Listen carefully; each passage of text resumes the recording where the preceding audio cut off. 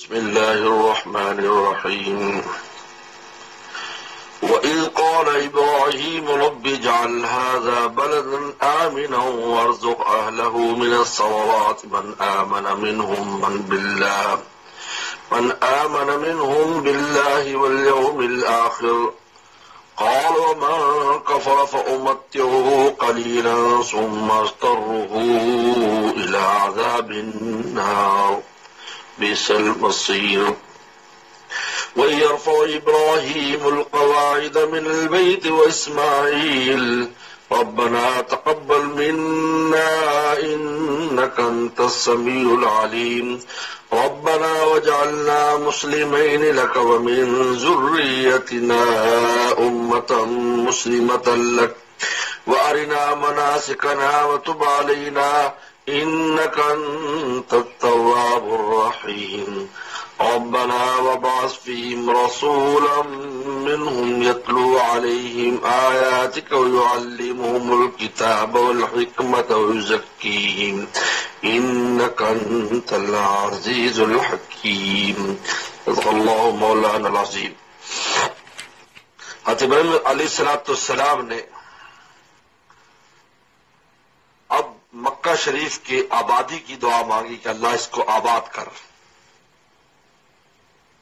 کیونکہ یہ عظیم الشان عبادت حج کے لیے استعمال ہونا تھا، اس کے لیے آبادی ضروری ہے، اور آبادی کے لیے امن ضروری ہے، روزی ضروری ہے، کھانے پینے کا اسباب ہوں اور امن ہو، دو چیزیں ملتی ہوں تو پھر شہر آباد ہوتے ہیں، ملک آباد ہوتے ہیں، بستیاں آباد ہوتی ہیں۔ اور حضرت ابراہیم صلی اللہ علیہ وسلم نے اس رزق کے معاملے کو اور آبادی کے معاملے کو امامت پر قیاس کر لیا۔ اوپر کہا تھا کہ وَمِن ذُرِّيَّتِي انی جاعلُ لِلنَّاسِ اماما، میں تجھے امام بنا دوں گا۔ سیادت قیادت مذہبی ظاہری بات نہیں، تم لوگ آپ کے ہاتھ میں ہوگی۔ انہوں نے سمجھا اور کہا میری ذریتی میری اولاد میں بھی امامت چلے، اور میں کہ نہیں، ہر ایک کو نہیں ملے گی، لا ینال عہد الظالم، جو ظالم اور فاسق اس کو نہیں ملے گی۔ تو حضرت ابراہیم صلی اللہ علیہ وسلم نے رزق روٹی کے معاملے کو بھی اس پر قیاس کر لیا اور کہا کہ یہ جو ثمرات ہیں اور یہ کس کو دے رہا، من آمن منہ، ایمان والوں کو دینا۔ فرمایا کہ نہیں، یہ عام ہے، من کفرا تو امتیوں میں کافروں کو بھی دوں گا، منکروں کو بھی دوں گا۔ وہ اور بات ہے، وہ خاص مذہبی جو سیادت اور قیادت ہے اور مذہب حق پر چلنا ہے، یہ تو میری خاص چیز ہے، یہ خاص لوگوں کو ملے گی۔ رزق عام ہے کیونکہ میں رب العالمین سب کو پالتا ہوں، اپنوں کو غیروں کو سب کو رزق دوں گا۔ تو وَإِذْ قَالَ إِبْرَاهِيمُ، مجھے ابراہیم صاحب نے کہا رب اجعل هَذَا بَلَدًا آمِنًا، اللہ اس شہر کو بلد آمن بنا دے، امن ہوگا، آبادی ہوگی۔ وَارْزُقْ أَهْلَهُ مِنَ الثَّمَرَاتِ، جب آبادی ہوگی تو ان کے لیے رزق چاہیے، اور مکہ شریف کا جو جغرافیہ ایسا ہے کہ وہاں پر بظاہر رزق کے اسباب نہیں ہیں، نہ باغات ہیں، نہ کھیتیاں ہیں، نہ کوئی اور چیز ہے، قریب بھی ایسی چیز جگہ نہیں ہے کہ جہاں سے آپ جو ہے نا وہ کھیتی باڑی یا دوسری چیزیں لے کر آ جائے۔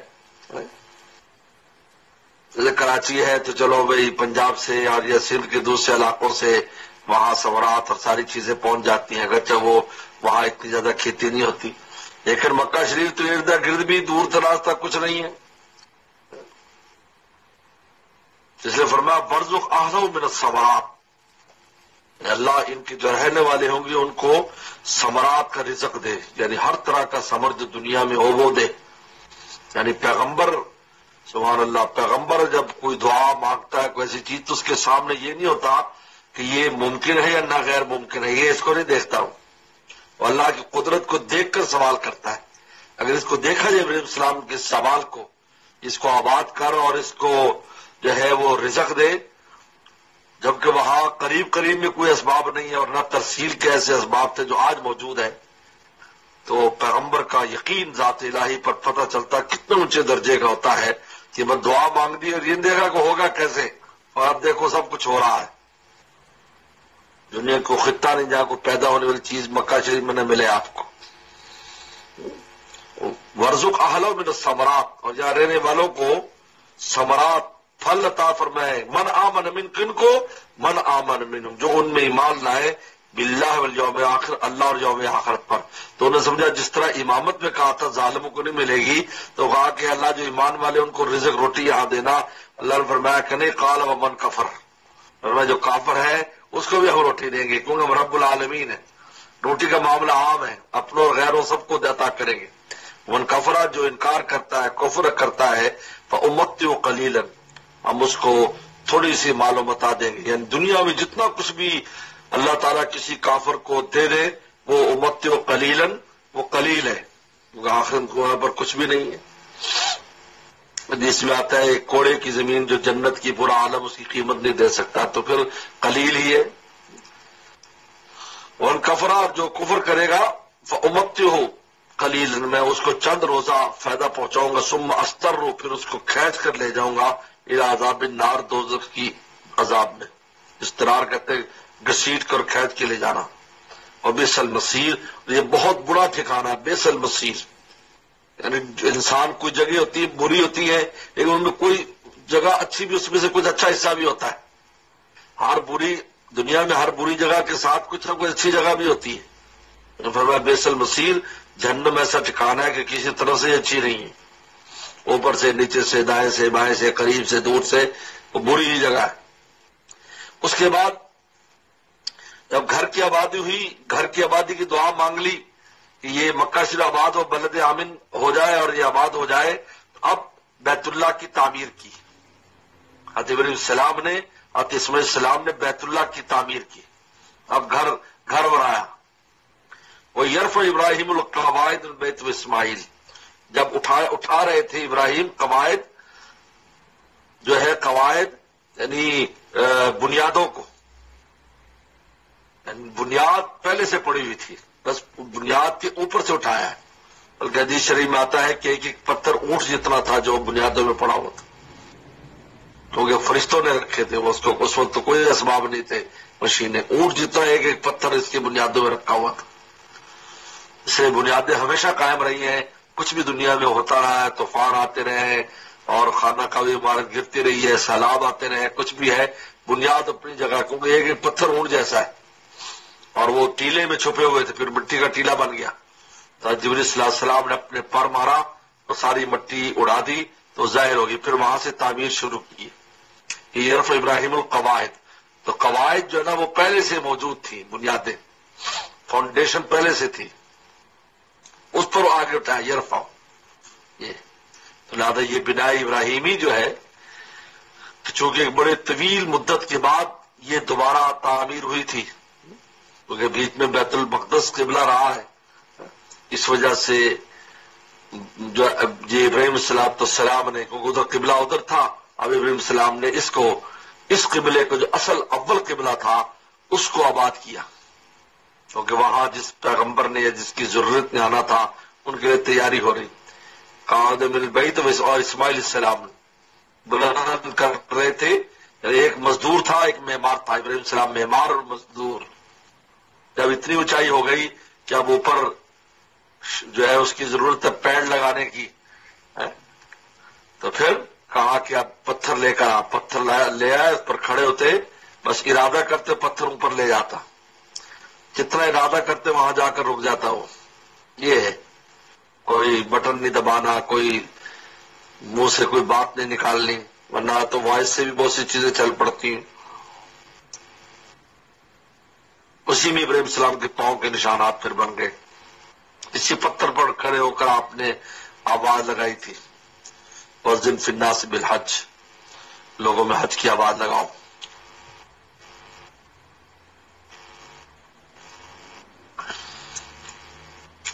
ربنا تقبل منا، ساتھ یہ دعا پڑھ رہے تھے، اے ہمارے رب آپ ہماری طرف سے جو قبول فرما لیجیے۔ ایک قبول ہوتا ہے، ایک ایک تقبل ہوتا ہے۔ قبول وہ ہوتا ہے کہ جس میں قبولیت کی صلاحیت ہوتی ہے، جس عمل میں، نہ اچھا ہوتا ہے کہ وہ قبول ہو جائے گا۔ ایک تقبل ہے باب تفاعل سے، ان میں تکلف ہے، یہ قبولیت کی قابل تو نہیں لیکن آپ اپنے فضل سے قبول کر لیں۔ دیکھو اندازہ کیجئے دونوں پیغمبر اپنے عمل کو، کیا اتنا عظیم الشان عمل کہ آج تک جو گھر ہے بیت اللہ ہے یہ وہی ابراہیم السلام والا ہے جو انہوں نے تعمیر کیا، جیسا تعمیر کیا۔ لیکن ربنا تقبل منا، اے ہمارا رب بتکلف قبول فرما لے، آپ یہ قبولیت کے لائق تو نہیں ہے۔ انک انت السمیع العلیم، آپ ہماری دعائیں سننے والے، علیم ہماری نیتوں کو جاننے، ہم جو کیا اخلاص سے کیا، ہم نے اخلاص سے کیا۔ اس لیے مولانا رومی فرماتے ہیں کہ تجلی بر کعبہ ہر دم فزود، کہ ہر وقت تجلی کعبہ پر بڑھتی رہتی ہے، اخلاصات ابراہیم بود، ابراہیم اسلام کے اخلاص کا سر ہے۔ دیکھو کتنا اخلاص، ربنا تقبل، اے اللہ بتکلف قبول کر لیں، قبولیت کے لائق نہیں، نہ فضل سے قبول فرما لیں۔ اس لیے کہتے کسی بھی عمل کی قبولیت کا مدار کر کے ڈرنا ہے کہ ہم نے کچھ نہیں کیا، پھر قبول ہوتا ہے دربار الہی میں۔ اگر ہم نے بہت کچھ کیا تو وہاں کوئی قیمت نہیں اس کی۔ یہ نص سے قرآن بتا ربنا تقبل منا انک انت السمیع العلیم۔ اس کے بعد اب جب گھر بن گیا تو گھر کے لیے، اب اس گھر کو آباد کرنے کے لیے، اس میں عبادت کرنے کے لیے لوگوں کی ضرورت ہے۔ تو پہلے تو اپنے لیے دعا کی کہ ہمیں فرما بردار رکھ، اور پھر کہا ہماری اولاد پھر آئے، کیونکہ عادتاً ابراہیم السلام اسماعیل السلام نے باقی نہیں رہنا تھا، انہوں نے چلا جانا تھا، تو اپنے بعد قیامت تک کے لیے ایسے لوگوں کو مانگ کر چلے گئے کہ جو اس گھر کو آباد رکھے۔ اور پھر امام مانگا کہ وہ تو تھے ہے امت بھی ہو میری اولاد میں سے اس کو آباد کرنے والی، لیکن ان کے لیے ایک امام کی بھی ضرورت ہے اس گھر کے لیے جو آباد کر، ربنا وابس فیہم رسولہ، ان میں رسول بھی بھیج دیجیے۔ تو فرمایا کہ ربنا وجعلنا مسلمین لک، اے ہمارا رب آپ ہمیں بنا دے آپ کا فرما بردار، مسلمین لک، کیونکہ اسلام کا معنی فرما برداری ہے، ہم آپ کے فرما بردار رہے، ہمیں ایسا کر، ایسی توفیقات دے کہ آپ کے فرما بردار رہے۔ ومن ذریتنا امتا مسلمۃ لک، اور ہماری اولاد میں بھی ایک ایسی امت ہو مسلمۃ لک جو آپ کی فرما بردار رہے۔ یہ ہے، یہ اس سے مراد یہ آخری امت ہے، یہ آخری امت ہے، کیونکہ ان کا نام وہ سماکم المسلمین، حضرت ابراہیم السلام نے نام بھی مسلمان رکھا۔ حالانکہ مسلمان ہر نبی مسلمان ہوتا ہے اور ہر نبی کی امت مسلمان ہوتی ہے، لیکن بطور وصف کے، لیکن اس امت کی فرمانبرداری اس حد تک بڑی ہے کہ وصف کو اس کا نام قرار دے دیا گیا۔ یہ حالانکہ وصف ہے اسلام ہمارا، لیکن سماکم مسلمین کے تمہارا نام بھی ہے، جیسے کوئی بہت عبادت گزار ہو تو وصف اس کا عبداللہ ہے، لیکن نام بھی اس کا عبداللہ رکھ دیا جائے۔ یہ تو یہاں پر یہ مراد ہے امت مسلمۃ لک، یہ آخری یہ امت مراد ہے۔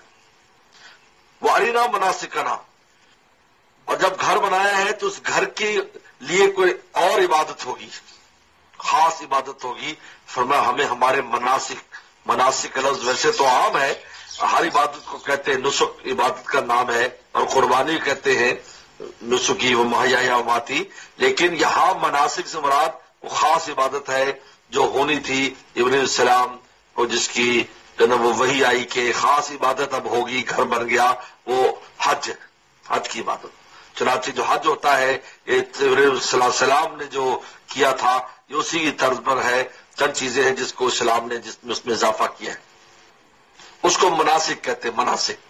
مناسک حج کے احکام، اس لیے مناسک کا لفظ خاص حج کے لیے استعمال ہوتا ہے، لغوی معنی کے اعتبار سے عام ہے، ہر عبادت کے لیے، یاد رکھو۔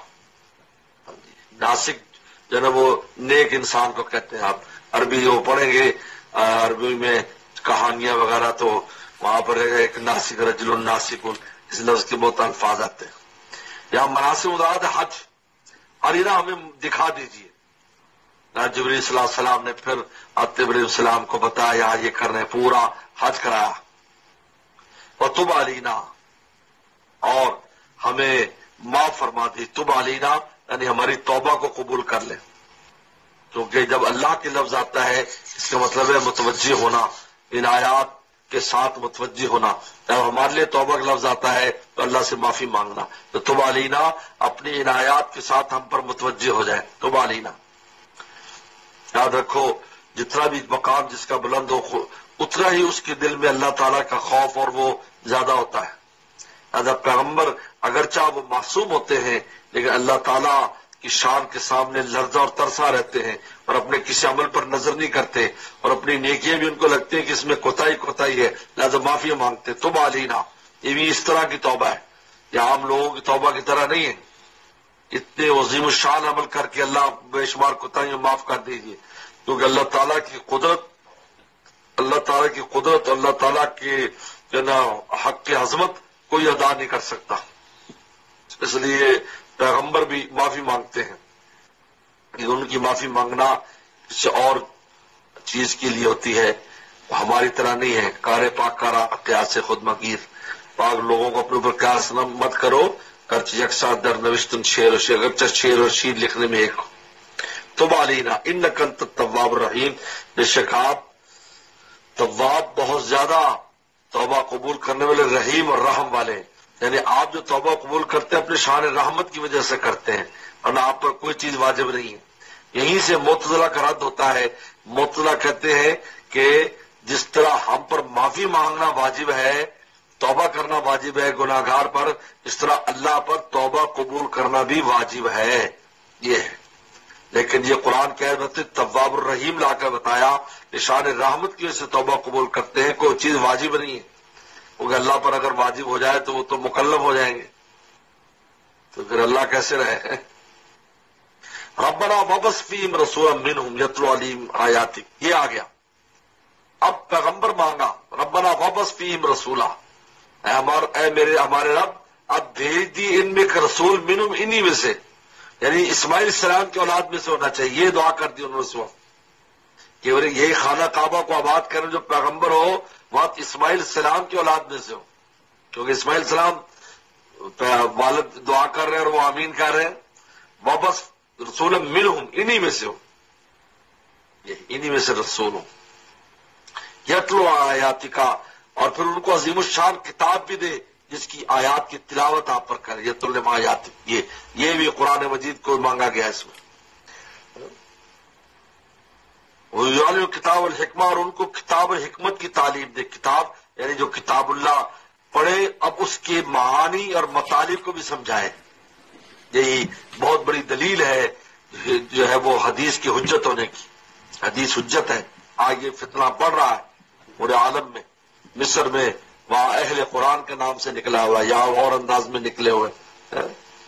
یہ سب منکرین حدیث ہیں. حدیث سے بھاگے گا جو باطل بنے گا حدیث سے بھاگے گا وہ کیونکہ حدیث گنجائش نہیں چھوڑتی کسی کے لیے.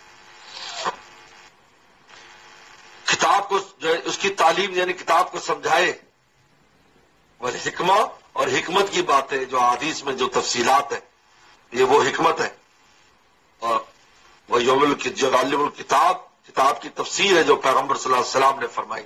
یہ حجت ہے. بہت بڑی اس بات کی دلیل ہے کہ احادیث مبارکہ وہ حجت ہے. ان کے بغیر قرآن مجید سمجھا نہیں جا سکتا. اگر عربیت کی اور معانی کے اعتبار سے کوئی سمجھ سکتا تو اولین صحابہ سمجھتے. صحابہ کے کتنے سوالات موجود ہیں آیات کے بارے میں جو رسول اللہ نے بتلائے تو تب وہ سمجھ میں آئی صحابہ اکرام کو. وَيُزَكِّيهِمْ اور ان کے باطن کو بھی پاک کرے. ظاہری علوم بھی ہو تلاوت آیات بھی ہو اس کے معنی یہ تو ظاہری تلاوت ہوگی قرآن. اب وہ قرآن کے معنی مطالب بھی ہوں حکمت کی باتیں بھی ہوں لیکن ان کے ساتھ ان کا باطن بھی پاک ہو. ذکیم جب باطن پاک ہوتا ہے تب جا کر یہ تینوں چیزیں مفید ہو جاتی ہیں. تلاوت آیات بھی اور جو ہے وہ تعلیم حکمت بھی تعلیم کتاب بھی. وہ ذکیم یہاں ذکیم آخر میں لائیں کہ یہ ساری چیزیں تب مفید ہیں جب باطن کا تزکیہ ہو. اور بعض جگہ پر ذکیم پہلے ہے جیسے بعض آیات میں پہلے وہ ذکیم وہ یعلم کتاب الحکمہ تو وہ اس لیے پہلے ہے کہ یہ دو چیزیں جو ہے اس کا کے لیے تزکیہ جب ہوگا تو پھر یہ دو چیزیں حقیقت میں سمجھ میں آئیں گی. تعلیم کتاب بھی تعلیم حکمت بھی. انک انت العزیز الحکیم آپ زبردست اور حکمت والے. آپ زبردست ہیں اور حکمت والے.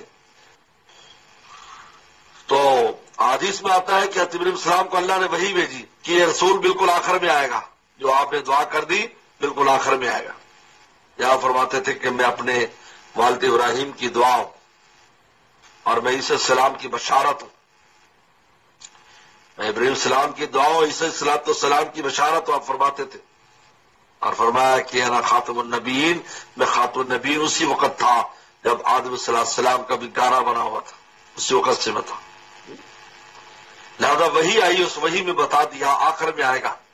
اور تو وہی ابن کعب رضی اللہ جو بہت بڑے قاری قرآن ہیں، ان کی قرات میں تو لفظ ہی موجود ہے، وابس فیہم رسولم منہم فی آخرہم، لہذا فی آخرہم کا لفظ ان کی قرات میں، اور یہ قرات شاذہ ہے، اور قرات شاذہ جو ہے وہ حدیث شریف کے حکم میں ہوتی ہے، لیکن اس سے ایک بات سن میں آ جاتی ہے، اس لیے جو شاذ قراتیں ہیں وہ ایسا نہیں کہ وہ رد ہو جاتی ہیں، شاذ قراتوں سے تفصیلی نقطے اور دوسری چیزیں سامنے آتی ہیں، یہ ہے۔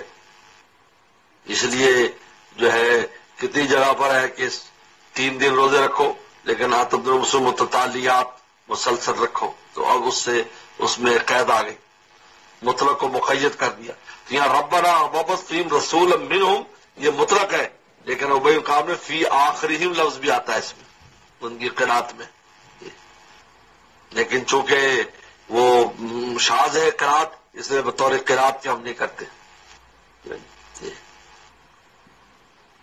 تو یہ پیغمبر صلی اللہ علیہ وسلم کے بارے میں یہ ربنا وابعث فیہم رسولا، کیونکہ گھر کو آباد کرنے کے لیے اس کے ایک امام کی پیغمبر کی ضرورت ہے، لہذا وہ آخری پیغمبر قیامت تک انہی کی پیغمبری۔ تجدید دین تو ہوتا رہے گا لیکن نیا دین نہیں آئے گا، تجدید دین پرانے دین کو جو ہے اس میں تجدید کر دی جاتی ہے، نئے انداز میں نئے معانی اور مطالب کو نئے انداز میں سمجھایا جاتا ہے، زمانے کے اعتبار سے لوگوں کو بات سمجھائی جاتی ہے، زمانے کے اعتبار سے استنباطات کیے جاتے ہیں اور مسائل کا حل تلاش کیا جاتا ہے۔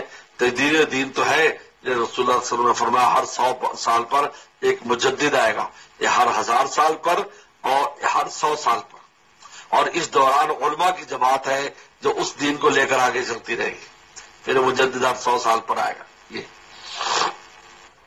تو بہر حضرت ابراہیم السلام نے کیسی جامع یعنی یہ دعا کی کہ اس بلد آمن کو جو رزق بھی مانگا، آبادی مانگی، امن مانگا، اور پھر اس کے بعد حج کی عبادت کا طریقہ مانگا، اور ایک ایسی امت مانگی جو فرما بردار امت ہو، اور پھر ان میں رسول مانگا۔ تمام وہ چیزیں جو ضرورت تھی بیت اللہ کی وہ ابراہیم السلام نے پہلے سے ساری مانگ لی، اور اللہ تعالی نے ان سب کا ظہور بھی فرما دیا۔ صدق اللہ مولانا العظیم۔